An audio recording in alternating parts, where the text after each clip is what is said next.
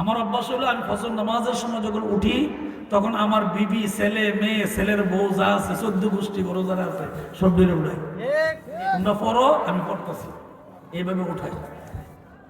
আপনারা শুধু আল্লাহ বলছেন সাল্লু রাআইতু, নবীজি বলছেন সাল্লু রাআইতুমুনি কামা উসাল্লি, আমি নবীকে তোমরা যেভাবে নামাজ পড়তে দেখছো সাহাবীরা তোমরা এইভাবে নামাজ পড়ো, আর তোমাদের দেখা দেখি কিয়ামত পর্যন্ত আমার উম্মতগুলো নামাজ পড়বে। আরো জোরে কোন সুবহানাল্লাহ। তাহলে নবী সাহাবীদেরকে দেখায় গেছে আর সাহাবীরা আমাদেরকে দেখায় গেছে কেমনে স্টেপ বাই স্টেপ। এই পরে এক ইমামের পরে আরেক ইমাম, এর পরে ইমাম, এই যে মসজিদ আছে ইমাম কি একজনই না, কিছুদিন পরে পরে পাল্টায় না, আগে যে ছিল উনি রয়েছে এখনো পরিবর্তন সব জায়গায়, এক জায়গায় না। মসজিদের ইমাম যেমন পরিবর্তন হয় পৃথিবীর মানুষের দাওয়াতের পরিবর্তন হয়। দাওয়াত একটাই, লা ইলাহা ইল্লাল্লাহ, কিন্তু ব্যক্তির পরিবর্তন হয়, ঠিক কিনা জোরে? সাহাবীদের পরে তাবে তাবিন, আইম্মা মুজতাহিদিন, খোলাফা রাশিদিন, সিদ্দিকিন, সুহাদা, সালিহিন, আইতে আইতে আল উলামা ওয়ারাসাতুল আম্বিয়া, আলেমরা আইছে। সুবহানাল্লাহ। কিয়ামত পর্যন্ত ওয়ারিসরা এইভাবে দ্বীনের দাওয়াত দিবে, লা ইলাহা ইল্লাল্লাহ মুহাম্মাদুর সাল্লাল্লাহু আলাইহি ওয়াসাল্লাম। আপনাদের কাছে আমার অনুরোধ, মূল মালিককে যদি বিশ্বাস করেন তাহলে নামাজ পড়াই লাগবে, ঠিক কিনা জোরে? কথা কোন ঠিক না?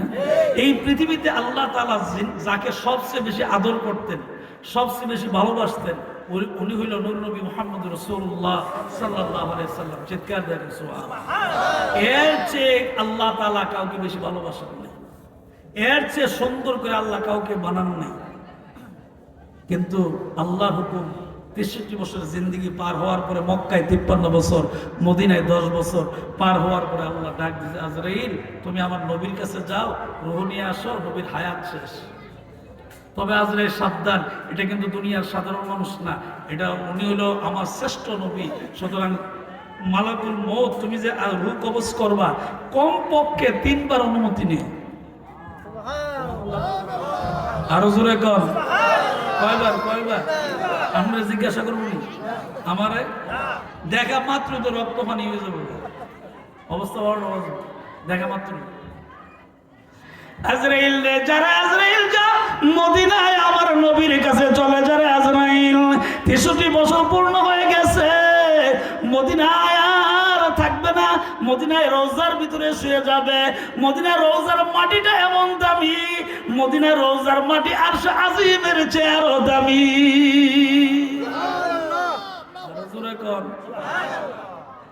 মদিনার মাটি আরশ আজিমের চেয়ে দামি। আমাদের মাঝে মধ্যে কিছু আমরা সৌদি বই পড়াই, কি বই? মক্কা যাইলে মদিনা যাওয়ার কোনো দরকার নেই, এমনি সারে আসেনি। আবার কেউ কেউ নবী তো আপনার মতো নই, নবী আপনার মতো, আমার মতো। স্পষ্ট বক্তব্য, নবী নবীর মতন, আমি আমার মতন।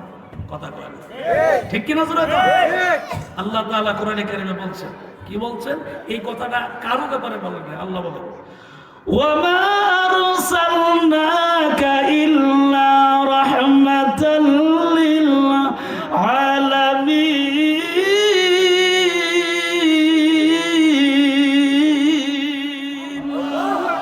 এই কথাটা আল্লাহ তাআলা পৃথিবীর কোন সৃষ্টিজীবের ব্যাপারে বলে নাই, শুধুমাত্র একজনের ব্যাপারে বলেছেন, উনি আপনার আমার নবী। বুঝে থাকলে একটু সুবহানাল্লাহ। এই আয়াতটা একমাত্র আমাদের নবীর শানে নাজিল হইছে, আর কারো শানে নয়। অন্য কোন নবীর বেলা আল্লাহ পাক এই কথা বলেন না। কি বলছেন? নবী গো, আপনি আপনার উম্মতকে বলেন আমি রব, যেমন তামাম জগতের রব, আপনি নবী তামাম জগতের রহমত, বিন্দু মাত্র কোনো পার্থক্য নেই। সুবহানাল্লাহ। আর জোরে কর সুবহানাল্লাহ। তাহলে কেউ যদি কো নবী আপনার মতন আমার মতন, ঈমান থাকবে না। সাবধান। আমাদের ঈমান হলো আল্লাহ আল্লাহর মতন, আল্লাহর সাথে কাউরে শরীক করা যাবে না। আশহাদু আল্লা ইলাহা ইল্লাল্লাহ ওয়াহদাহু লা শারীকা লাহু ওয়া আশহাদু আন্না মুহাম্মাদান আবদুহু ওয়া রাসূলুহু। আল্লাহ আল্লাহর মতন, আল্লাহর সাথে কাউরে শরীক করা যাবে না। আর নবী নবীর মতন, ওনার সাথে কাউরে তুলনা করা যাবে না। মুহাম্মদ রাসূলুল্লাহ সাল্লাল্লাহু আলাইহি সাল্লাম নিসফু শাবান, এই শাবানের মধ্যরাত্র, যে রাত্রটা আগামীকাল, এই রাতের বেলায় নবীজি মসজিদুন নববীর যেটাকে আমরা মদিনা শরীফ বলি, এটার দক্ষিণ পাশে জান্নাতুল বাকিতে গভীর রাতে নবীজি দোয়া করতে গেছেন। এখন তো দোয়া বলে করুন লাগে না, কথা কয় না। আমরা ছোট ছোট বই দিয়ে বোঝাই, দোয়াটা কিছু নেই, দোয়া তো নামাজের ভিতরে আছে, বোঝাই কি বোঝায় না? ও দুরুদ তো নামাজের ভিতরে আছে, এরপরে দুরুদ পড়ে না, ধরেনটা কি? হ্যাঁ, আবার দুরুদে ইব্রাহিম, দুরুদে ইব্রাহিম শুধু নামাজের জন্য খাস, ঠিক কিনা? মনে রাখবেন, দুরুদে ইব্রাহিম অবশ্যই এটা সম্মান বেশি, কিন্তু এটা শুধুমাত্র নামাজের জন্য খাস, পড়লে সওয়াব হবে। কিন্তু এই দুরুদ ছাড়া আরো দুরুদ আছে। وقال النبي صلى الله عليه وسلم قال رسول الله صلى الله عليه وسلم, এই যে সাল্লাল্লাহু আলাইহি ওয়াসাল্লাম দুরুদ পড়েন, দুরুদে ইব্রাহিম ছাড়া যদি আর কোনো দুরুদ নাই থাকে, তো আপনি যে হাদিসটা পড়ার সময় বলেন কালা রাসূলুল্লাহ সাল্লাল্লাহু আলাইহি ওয়াসাল্লাম, তো এই দুরুদ আইছে কোথা থেকে? সুতরাং দুরুদ অনেক প্রকার, তবে এর ভিতরে নামাজের মধ্যে যেটা পড়া হয় এটা নামাজের জন্য খাস, অবশ্যই দুরুদের মর্যাদা বেশি। চিৎকার দেখুন সুবহানাল্লাহ, আরো জোরে সুবহানাল্লাহ। আমি যেই কথাটা আপনাদের বুঝাইতে চাইলাম, তাহলে এই মূল মালিক কিন্তু দেখতেছে, কথা কয়। এই যে ভিডিও হইতেছে, আপনি অনেক বছর পরে দেখবেন মীর হাবিবুর রহমান যুক্তিবাদী সাহেব শেয়ার করাই বলছে, এটা আপনি অনেক বছর পরে দেখতে পাইবেন। আবার ওনার যৌবনকালের ওয়াজ, আমার একটা জানি আমার ইমুতে একটা ভিডিও পাঠাইছে এই ওয়াজের, মানে ওনার ছবি দিয়া, ওনার আগের কণ্ঠ দিয়া আমার ইমুতে কে জানি, ও মনে হয়েছে সৈয়দপুর থেকে আমার এক ছাত্র ভিডিও পাঠাইছে। আমি মনে করি কে জানলো কেমন শেরপুর মাহফিল দিয়ে আমার ছাত্র, পরে বুঝছি নেটে দেখছে সে শেরপুর আইব, এই জন্য আমার কাছে অকরে ভিডিও করে হুজুরের আগের কণ্ঠ দিয়া ওয়াজ পাঠাইছে। আমি তাই লিখছি আন্তরিক ধন্যবাদ, তুই আমার ছাত্র, মাহফিল শেরপুর, তোর বাড়ি সন্নিতে মারহাবা। আমি যেই কথাটা আপনাদের বুঝাইতে চাইলাম, তাহলে এই মরণ একদিন হবে। আজকে যিনি চলে গেছেন উনি চলে গেছেন, আর কোনোদিন আসবে না। মুখলেসুর রহমান মান্নানি চলে গেলে আর কোনোদিন আসবে না। আলাউদ্দিন বিন জিয়া সাহেব চলে গেলে আর আসবে না। সোনাকান্দার আল্লামা মাহমুদুর রহমান আমাদের পীর সাহেবগুলো চলে গেলে আর আসবে না। চারগাছ শেরপুরে কেউ চলে গেলে আর আসবে না। দুনিয়া মুসাফির হাসিব হাম, কবর আখের ঠিকানা, কই আগে রওনা হয় কই পাছে। জান্নাতুল বাকিতে দোয়া করতেছেন আমাদের আম্মা উম্মুল মুমিনিন, সকল মুমিনদের মা আয়েশা সিদ্দিকা রাদিয়াল্লাহু তাআলা হঠাৎ করে তাকিয়ে দেখে নবীজি বিছনায় নেই। গেল কোথায় রে? উনি তাকিয়ে দেখে কোথাও নেই। গভীর রাত, উনি বিশ্রাইতে জান্নাতুল বাকিতে গেলেন। তাকিয়ে দেখে নবীজি আল্লাহর শ্রেষ্ঠ পয়গম্বর নূর নবী মুহাম্মদ রাসূলুল্লাহ সাল্লাল্লাহু আলাইহি ওয়াসাল্লাম এই দুইটা হাত আকাশের দিকে উত্তোলন করে দোয়া করছে, আল্লাহ জান্নাতুল বাকিতে যারা শুয়ে রয়েছে তাদেরকে তুমি মাফ করে দাও। দোয়া আরো অনেক করছে, কিন্তু এটি হলো মূল দোয়া, জান্নাতুল বাকিতে যারা শুয়ে রয়েছে মাফ করে দাও। আমাদের আম্মা আয়েশা সিদ্দিকা রাদিয়াল্লাহু তাআলা পাশে গিয়া নবীজির আস্তে করে মুস্কি একটা হাসি দিয়া মৃদু স্বরে ডাক দিয়েছেন, ও আমার প্রাণের স্বামী, রাত্র গভীর হয়ে গেছে, আপনি আমার বিছানা নাই, আমি তো পেরেশান হয়ে গেছি। আল্লাহর নবী ডাক দেয়, আয়েশা রে তুমি কি জানো না আয়েশা, এটা শাবান মাস, আজকে রাত্র নিসফু শাবান, শাবানের 15 তারিখ রাত্র। আয়েশা রে আমার উম্মতগুলা যদি কিয়ামত পর্যন্ত ওই যে আলাউদ্দিন বিন জিয়া সাহেব বইলা গেছেন জান্নাতুল বাকিতে, আমি জান্নাতুল বাকির কবরবাসীর জন্য দোয়া করি, আমার উম্মতগুলা যদি কিয়ামত পর্যন্ত নিসফুল শাবানের রাতের বেলায় দোয়া করে, মা বাবার কবরের পাশে দাঁড়াইয়া রাব্বির হামহুমা বলতে দেরি হবে, কবরে আযাব মাফ করতে আমার আল্লাহ একটা সেকেন্ড দেরি করবে না। জোরে কর তাইলে বাবারে, ঘুরে ঘুরে কথা আমার একটাই, কবরে যাওয়ান লাগবো, হিসাব দেওয়ান লাগবো, এই জন্য নামাজও পড়ন লাগবো। কি পড়ন লাগবো? নামাজও পড়ন লাগবো। এই নামাজের জন্য নবীজি কত কষ্ট করল। হায়াতের বেলা শেষ, আজরাইল, আল্লাহ ডাকছে আজরাইল যাও মদিনায় যাও, তবে তুমি একা যাইও না, আমার জিবরাইল লইয়া যাও। সুবহানাল্লাহ। দুইজন, জোরে কোন কয়জন? একজন জিবরাইল, একজন আজরাইল, একজন ওহী নিয়ে আসে আর একজন রূহ নিতে আসে, দুইজন। নবীজির দরজার সামনে গিয়ে আস্তে করে সোমবার দিন আস্তে করে এইভাবে টাচ করছে। নবীজি ডাক দিছে, ফাতেমা রে দরজায় কে জানে লক দিছে রে, ফাতেমা দেরি করবি না, দরজাটা খুলে দে। দরজা খুলতে গেছে, নবীজি আস্তে করে মৃদু সুরে বলছে, ফাতেমা গো তুমি দরজা খুলবা ঠিক আছে, তো সাবধান মদিনার কোনো পুরুষ লোক যাতে তোমার চেহারা না দেখে। দরজা খুললে আস্তে করে বাম পাশে দাঁড়ায় থাকবে, যাতে বাহিরের কোনো লোক তোমার চেহারা না দেখে, কারণ ভিন্ন কোনো পুরুষ লোক তোমার চেহারা দেখে নাই, আজকেও যাতে না দেখে। একমাত্র আমি আব্বা মুহাম্মদ রাসূলুল্লাহ সাল্লাল্লাহু আলাইহি সাল্লাম দেখছি, আর তোমার স্বামী আসাদুল্লাহিল গালিব হযরত আলী রাদিয়াল্লাহু তাআলা দেখছে। এই দুইজন পুরুষ ছাড়া ভিন্ন কোনো পুরুষ তোমার চেহারা দেখে না, আজকেও যাতে না দেখে। দরজা খুলে দরজার পাশে দাঁড়ায় রয়েছে। নবীজি অনেকক্ষণ তাকিয়ে রয়েছে, ফাতেমা পেছন দিকে চায়ও না, কোনো কথা কয় না। কিছুক্ষণ সময়ের পরে নবী ডাক দেখো, ফাতেমা রে দরজা খুলছো ঠিক, কে আসলো না আসলো কিছুই বললেন না রে ফাতেমা। চোখের পানি ছেড়ে ছেড়ে ফাতেমা ডাক দেখো, আব্বা গো জীবনে বহু মানুষ দেখছি, এইরকম মানুষ জীবনও দেখি নাই। আব্বা ডাক দেখো, ফাতেমা কেমন দেখছো? একটার তো চিনি, অনেকবার আপনার কাছে আইছে, হ্যাঁ চিনি, কিন্তু আরেকজন যে দাঁড়ায় রয়েছে মাথাটা আকাশ সমান উঁচা, পাও গোলা নিচে, অনেক বড় বড়, পায়ের নখ বড় বড়, হাত গোলা বড় বড়, দেখলেই ভয়ঙ্কর। নবী তো আর বোঝার বাকি রয়েছে, নবীজি বুঝে দিচ্ছে। মেয়েকে আদরে মেয়ে ফাতেমার কাছে ডাক দিয়া, গো ফাতেমা রে বুঝতে পারো নাই, চিনতে পারো নাই রে ফাতেমা, এটা দুনিয়ার কোনো মানুষ নয় রে ফাতেমা, এটা মালাকুল মউত আজরাইল। ফাতেমা রে আমি বিদায় হইয়া যাই পরে ফাতেমা, আল্লাহর কাছে আমানত করে দিয়ে যাই রে ফাতেমা, চিন্তা করিস না রে ফাতেমা। ফাতেমা কাঁদতে কাঁদতে কাঁদতে কাঁদতে জমিনে ঘরে বেহুশ হয়ে যায়। নবীজি ফাতেমার সান্ত্বনা দেয়, ফাতেমা চুপ করো, থাকো, কান্দো না ফাতেমা, চুপ করো। থামে না, শুধু কান্না কান্না।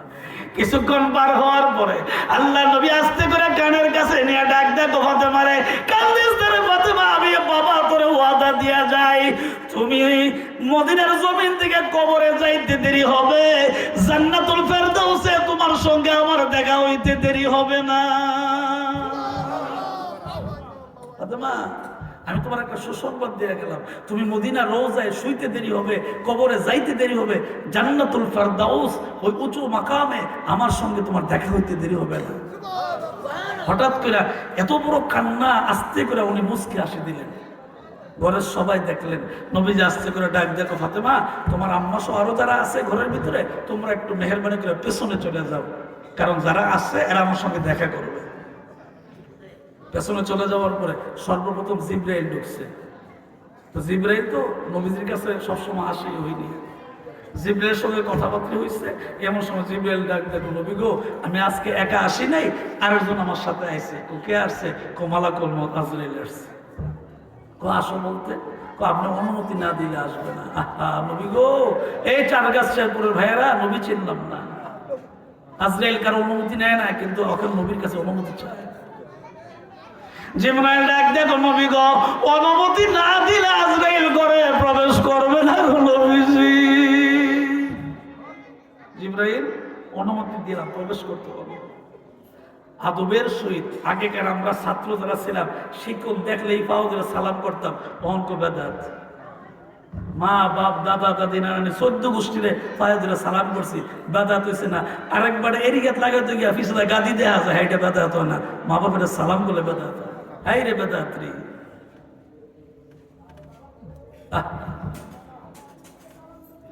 জিবরাইল বলো না আমি অনুমতি দিয়েছি, আসতে বলো। মালাকুল মউত অনেক নম্র ভদ্র হইয়া মৃদু সুরে নরম হয়ে আস্তে আস্তে ঘরের ভিতরে প্রবেশ করে। সালাম দেয়, আসসালামু আলাইকুম ইয়া রাসূলুল্লাহ। সালাম দেওয়ার পরে নবীজি সালামের উত্তর নেয়। আজরাইল ডাক দিয়ে গো, নবী গো বেশি কথা বলার সুযোগ নাই, শুধুমাত্র অনুমতি আপনার কাছে নিতে চাই। আল্লাহ বলছেন যাওয়ার জন্য, যাবেন কিনা? যদি অনুমতি দেন রুটা কবজ করব, যদি আপনি অনুমতি দেন। আজরাইল অনুমতি চাইছে। নবী কো, আজরাইল রে তোমার অনুমতি চাইছো? কোন আল্লাহ আমার বলে দিছে আপনি অনুমতি দিলে রূহ কবজ করার জন্য। যদি ডাইরেক্ট করে আমি জবাব দেব কি? নবী তখনও কান্দে। নবী ডাক দেখো, আজরাইল আমি দুনিয়া থেকে চলে যাব, মদিনা রওজার ভিতরে শুয়ে যাব। আজরাইল রে আমি যাইব কোনো বাধা না, একবার তো যাওয়াই লাগবে। মৌত কাসিন কুল্লু নাসির সারিবু, মৌত কাসিন কুল্লু নাসির সারিবু, কবর বাইতিন কুল্লু নাসিন দাখিলু। আজরাইল রে একবার তো যাওয়া লাগবে, যেহেতু ভিতরে রূহ আছে, সব প্রাণ পাখি একবার বের হয়ে যাবে। খাঁচার পাখি আদরের ময়না, সে তো আমার খাঁচায় রয় না।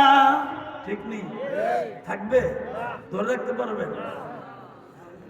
আরে খাঁচা আছে রে, পালিয়ে যাবে, তুই আমারে ডাক রে গোরস্থানে। আরে কবর দেশের একটু মাটি বাইনা কইরা রাখ রে, কবর দেশের একটু মাটি বাইনা কইরা রাখ রে। অনুমতি দিলে তারপরে ওটা কবজ করা যাবে। অনুমতি চাইলে, অনুমতি দিলে তারপরে আজরাইলকে নবী আপনি অনুমতি দেন। একবার না, দুইবার না, তিনবার অনুমতি চাইছেন। তিনবার অনুমতি পাওয়ার পরে চতুর্থবার নবীজির রূহ কবজ হয়েছে। সুবহানাল্লাহ কয় না? আরো জোরে কয়। নবীজি ডাক দেন, আজরাইল মদিনার রওজার ভিতরে শুয়ে কোনো দুঃখ নাই। আজরাইল এই উম্মতের জন্য তাইফের জমিনে কত মার খাইছি, ওদের জমিনে দান দান মোবারক শহীদ হইছে। 63 বছর জিন্দেগির 23টা বছর কত কষ্ট করছি রে আজরাইল, আমার উম্মতের গুনাহ মাফ হইছে নি। আজরাইল আমি চলে যাব, আমার উম্মতের অবস্থা কি হবে? নবীজি ডাক দেখো, আজরাইল ডাক দেখো, নবী গো আপনি শুধু অনুমতি দেন, আপনার উম্মতের ব্যাপারে কোনো চিন্তা করতে হবে না। শেরপুর পুরোবরা কেন্দ্র জামে মসজিদের ভিতরে আপনার উম্মত ইমামের পেছনে দাঁড়ায় নামাজে সাজদা দিবে, স্বয়ং আমি আল্লাহ আপনার উম্মতের সঙ্গে দেখা করব। আমি আবারও মূল কথা দিকে ঘুরে যাই। মূল মালিক একজন আছে, তার নাম আল্লাহ। একটু জোরে কোন নাম কি? যদি বিশ্বাস হয় মূল মালিক রাতের আধারও দেখে, দিনের আলোতেও দেখে, 24 ঘন্টা দেখে, তাহলে আমাদের উচিত আজান দেওয়ার পরে মসজিদে যাওয়া। কথা কয় না? এই নামাজের জন্য তাইফের জমিনে মার খেয়েছে, এই নামাজের জন্য উহুদের ময়দানে দান দান মুবারক শহীদ হয়েছে, এই নামাজের জন্য রক্ত জড়াইয়া পৃথিবী থেকে বিদায়ের পালা। সমস্ত সাহাবীরা শুনছে নবী নাই। আল্লাহ ডাক দিয়ে বলছেন, না রে ও নবীর সাহাবীরা পাগল পারা হয়ে না, নবী আছে, নবী নাই এরকম না, আছে। তাদের নবীর জন্য জান দিল, জীবন দিল, বাড়ি থেকে বের হয়ে গেল, শেষ পর্যন্ত শহীদ হইয়া সাহাবীরা মারা গেল নবীর জন্য। ঠিক কিনা জোরে?